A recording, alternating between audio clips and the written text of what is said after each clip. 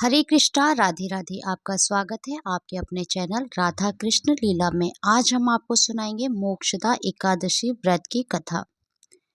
आज मार्गशीर्ष मास के शुक्ल पक्ष की एकादशी तिथि है और इस एकादशी को मोक्षदा एकादशी के नाम से जाना जाता है। कुछ स्थानों पर इसे मोक्षदा ग्यारस या बैकुंठ ग्यारस भी कहते हैं। मोक्षदा का अर्थ होता है मोक्ष को देने वाली। इस एकादशी के दिन ही भगवान श्री कृष्ण जी ने अर्जुन को भागवत गीता का उपदेश दिया था। इसलिए इस एकादशी को गीता जयंती के रूप में भी मनाया जाता है। जो भी मनुष्य इस एकादशी का व्रत रखता है और इसकी पावन कथा को सुनता है वह स्वयं तो मोक्ष पाता ही है, साथ ही साथ उसके पितृ बंधु और सगे संबंधी सभी लोगों को मोक्ष की प्राप्ति होती है। तो आज मैं आपको सुना रही हूँ मोक्षदा एकादशी की बड़ी ही दुर्लभ कथा। इस कथा को सुनने से मनुष्य के सभी पाप और कष्ट कट जाते हैं तथा समस्त मनोकामनाओं की पूर्ति होती है। तो आप सभी लोग बड़ी ही श्रद्धा और प्रसन्नचित मन से इन कथा को श्रवण जरूर करिए। तो आइए भगवान श्री लक्ष्मी नारायण जी के चरणों का ध्यान करते हुए इस कथा को सुनते हैं। अर्जुन ने उत्पन्ना एकादशी की उत्पत्ति महिमा महत्म्य आदि सुनकर भगवान श्री कृष्ण से कहा, हे परम पूजनीय भगवान श्री कृष्ण, हे त्रिलोकीनाथ, आप सभी को सुख व मोक्ष देने वाले हैं। मैं आपको प्रणाम करता हूँ। हे प्रभु, आप कृपा करने वाले हैं, मेरी एक जिज्ञासा को शांत कीजिए।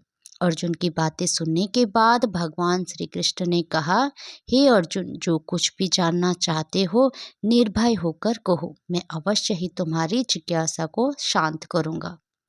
अर्जुन बोले, हे प्रभु, यह जो आपके मार्गशीर्ष माह के कृष्ण पक्ष के एकादशी के विषय में बताया है उससे मुझे बड़ी ही शांति प्राप्त हुई है। अब कृपया करके मार्गशीर्ष माह के शुक्ल पक्ष में जो एकादशी पड़ती है उसके विषय में भी बताने की कृपया करें। इसका नाम क्या है, उस दिन कौन से देवता की पूजा की जाती है और उसकी पूजन विधि क्या है, उसका व्रत करने से मनुष्य को क्या फल मिलता है। हे मधुसूदन, मेरे इन प्रश्नों का विस्तार सहित उत्तर देकर मेरी जिज्ञासा को दूर कीजिए, आपकी बड़ी कृपा होगी। अर्जुन की जिज्ञासा सुनकर श्री कृष्ण बोले, हे अर्जुन, तुमने बहुत ही श्रेष्ठ प्रश्न किया है, इसलिए तुम्हारा यश संसार में फैलेगा। मार्गशीर्ष माह के शुक्ल पक्ष की एकादशी अनेक पापों को नष्ट करने वाली है। संसार में इसे मोक्षदा एकादशी के नाम से जाना जाता है। इस एकादशी के दिन श्री दामोदर भगवान का धूप दीप नैवेद्य आदि से भक्ति पूर्वक पूजन करना चाहिए। हे कुंती पुत्र, इस एकादशी व्रत के पुण्य के प्रभाव से नरक में गए हुए माता पिता पितृ आदि को स्वर्ग की प्राप्ति होती है। इसकी कथा एक पुराण में इस प्रकार है, इससे ध्यान पूर्वक सुनो। ये सुनते हैं एकादशी के दिन सुनी जाने वाली श्री शालिग्राम जी की पुण्य फल प्रदान करने वाली सच्ची कथा। एक कसाई था, सदना वो बहुत ईमानदार था। वो भगवान के नाम और कीर्तन में मस्त रहता था, यहाँ तक कि मांस को काटने बेचते तक भी वह भगवान नाम गुनगुनाता रहता था। एक दिन वह अपनी धुन में कहीं जा रहा था कि उसके पैर से कोई पत्थर टकराया। वह रुक गया और उसने देखा एक काले रंग के गोल पत्थर से उसका पैर टकरा गया है। उसने वह पत्थर उठा लिया और अपनी जेब में रख लिया, यह सोचकर कि यह मांस तोलने के काम आएगा। वापस आकर उसने वह पत्थर मांस के वजन को तोलने के काम में लगाया। कुछ ही दिनों में उसने समझ लिया कि यह पत्थर कोई साधारण नहीं है, क्योंकि जितना वजन उसको तोलना होता पत्थर उतने वजन का ही होता था। धीरे धीरे यह बात फैलने लगी कि सदना कसाई के पास वजन करने वाला पत्थर है। वह जितना चाहता है पत्थर उतना ही तोल देता है। किसी को 1 किलो मांस देना होता तो तराजू में उस पत्थर को एक तरफ डालने पर दूसरी ओर 1 किलो का मांस तुलता। अगर किसी को 2 किलो चाहिए तो वह पत्थर 2 किलो के भार जितना भारी हो जाता। इस चमत्कार के कारण उसके यहाँ लोगों की भीड़ जुटने लगी। भीड़ जुटने के साथ ही सदना की दुकान की बिक्री बढ़ गई। यह बात एक ब्राह्मण तक भी पहुंची।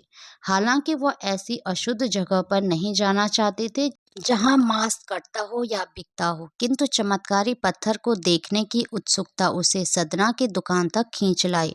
दूर से खड़ा हुआ सदना कसाई को मांस तोलते देखने लगा। उसने देखा कि कैसे वह पत्थर हर प्रकार के वजन को बराबर तोल रहा था। ध्यान से देखने पर उसके शरीर के रोए खड़े हो गए। भीड़ के छटने अर्थात कम होने के बाद ब्राह्मण सदना कसाई के पास गया। ब्राह्मण को अपनी दुकान में आया देखकर सदना कसाई प्रसन्न भी हुआ और आश्चर्यचकित भी। बड़ी नम्रता से सदना ने ब्राह्मण को बैठने के लिए स्थान दिया और पूछा कि वह उनकी क्या सेवा कर सकता है। ब्राह्मण बोले, तुम्हारे इस चमत्कारी पत्थर को देखने के लिए ही मैं तुम्हारी दुकान पर आया हूँ। या यूं कहूँ कि ये चमत्कारी पत्थर ही मुझे खींचकर तुम्हारी दुकान पर ले आया है। बातों ही बातों में उन्होंने सदना कसाई को बताया कि जिसे पत्थर समझकर वो मांस तोल रहा है, वास्तव में वो शालिग्राम जी हैं, जो कि भगवान का स्वरूप होता है।